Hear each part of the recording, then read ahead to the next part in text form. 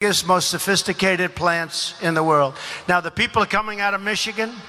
Ford announced, as you know, Ford just announced that they're moving their entire building of small cars to Mexico, out of Michigan.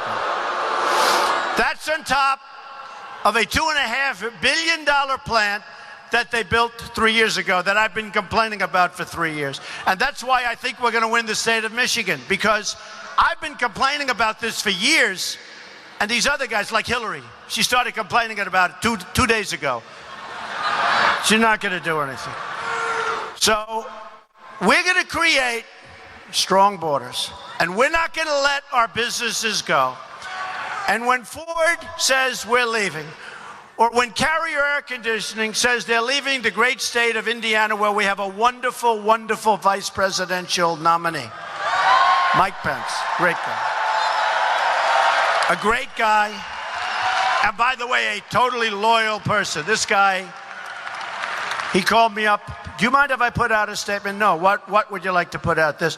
Absolutely, put it out, Mike. This guy is so loyal, so good, and such a terrific person. And his family, Karen, his wife, and family is amazing. It was one of our really good choices. Do you agree with that? One of our really good choices.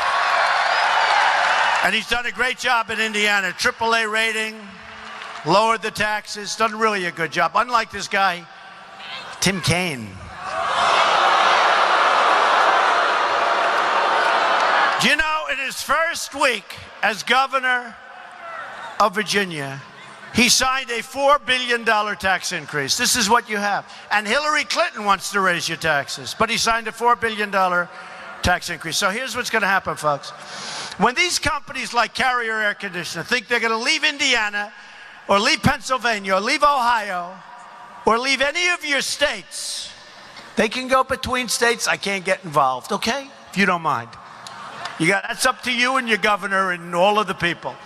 But if they think they're going to go out and they're going to make air conditioners, move to Mexico, build their new plant, and sell those air conditioners now through a very strong, powerful border, and they're going to sell those air conditioners, and they've let 1,400 people go in Indianapolis. Not going to happen that way. Not going to happen.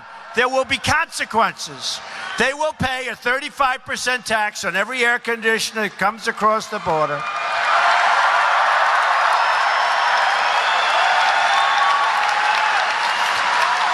And when they know that, they won't leave Indiana, and these companies won't leave Pennsylvania, and they're not going to, because their numbers don't work anymore, okay?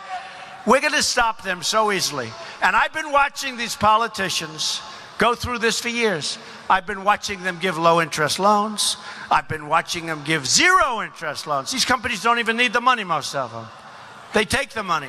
There were a couple of instances where geniuses with great lawyers gave them money, and then they moved anyway because they didn't have any restrictive covenants in the country. I mean, the whole thing is crazy. But what's going to happen is once they find out, they're not going to leave, okay? They're not going to leave. So we're going to have strong borders. We're going to have a wall. The wall is going to stop people from coming into our country illegally, along with our Border Patrol and ICE. The wall is going to stop poison drugs, poison, from ruining our youth and poisoning our youth and other people.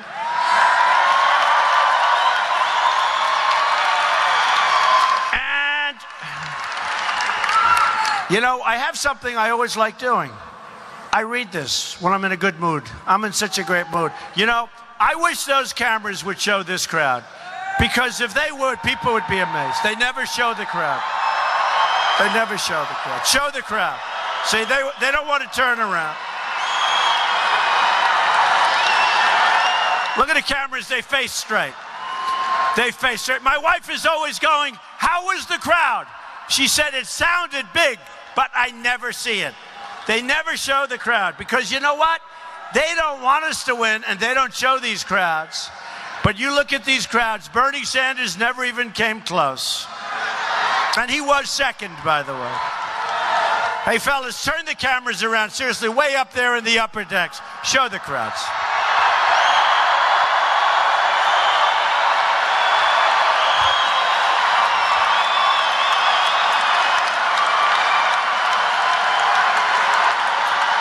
But they just don't want to do it. They keep that camera pinned to my face. They don't even want to show what's behind me. They keep that camera pinned to my face. They are so dishonest.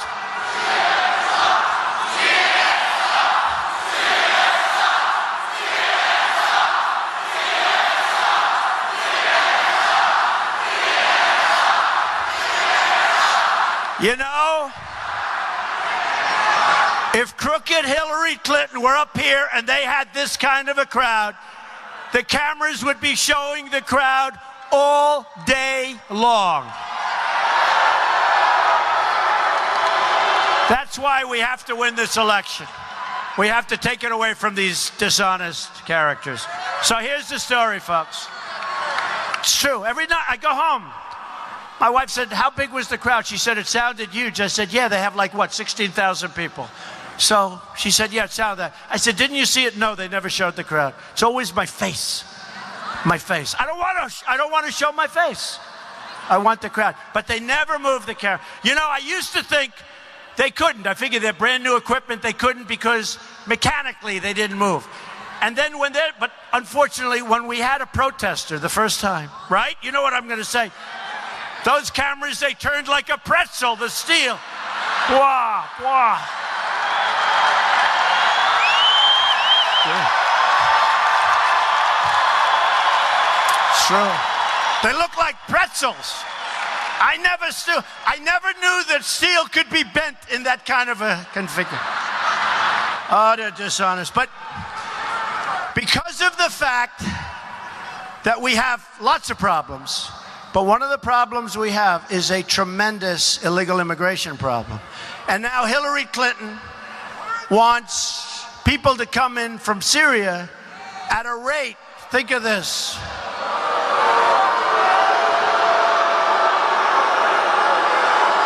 They're coming to your community, folks, at a rate of 550% more than Obama, and he's letting them in by the thousands, and we have no idea who the hell they are.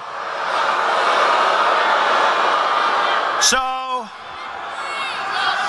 I have this. Has anyone heard the snake? Because people love it, but okay.